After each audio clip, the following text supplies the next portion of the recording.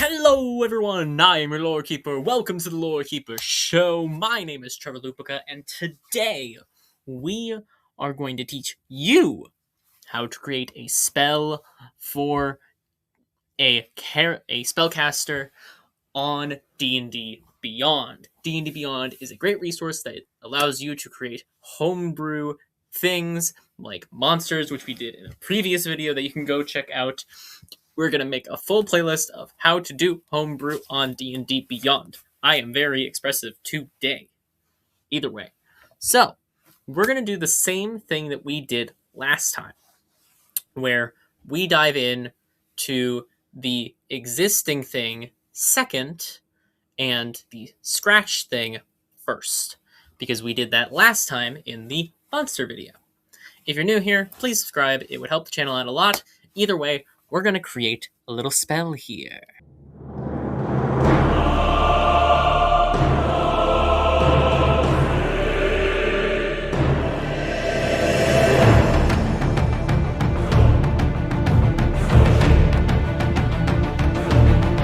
Alright, so we are creating a spell. I am calling the spell Fall.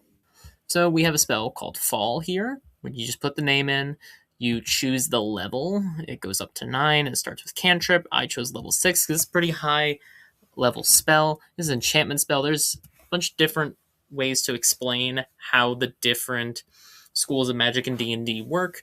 But enchantment is usually something that is like charm person, and this definitely feels like enchantment. Or enchantment evocation, it's one of the two, in my opinion. Either way, casting time, 1 action. Usually what most spells are is a verbal. It takes verbal component. You just have to say the word fall. But this is only going to be a ranger spell. So any ranger can cast this spell, but only rangers can. And as a ranger, you see many things that hide in the trees or in high places.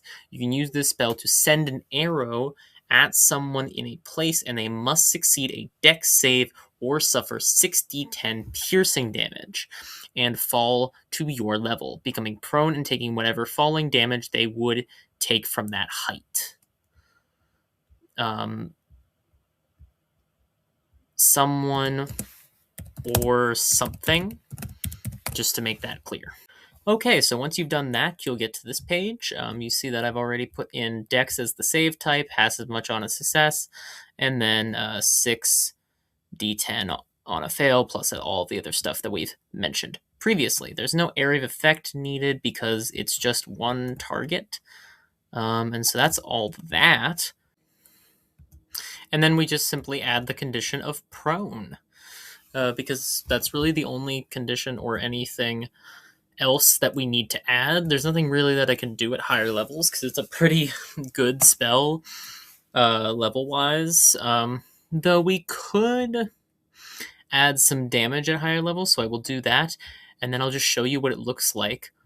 So one thing we did not do in here is actually add a modifier for the damage that is dealt in this spell. So we are going to make sure that we know the damage, which is 6d10 piercing damage. And so we're just going to remember that and go in and fix that. And now everything is good with Fall. Okay, so let's say that you were trying to think of spells to make stronger, and you wanted to make Mind Sliver into a spell that was even stronger. What we're going to see here is it says copy of Mind Sliver, and we're going to call it Mind Slash. Still no version needed. It is not going to be a cantrip anymore due to its high level. It's going to be a level, let's call it 4.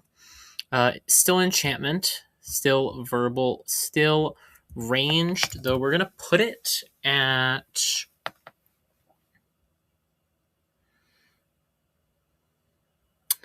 let's call it 100 feet.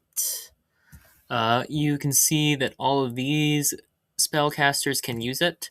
Also, I feel like an Eldritch Knight would be able to use it.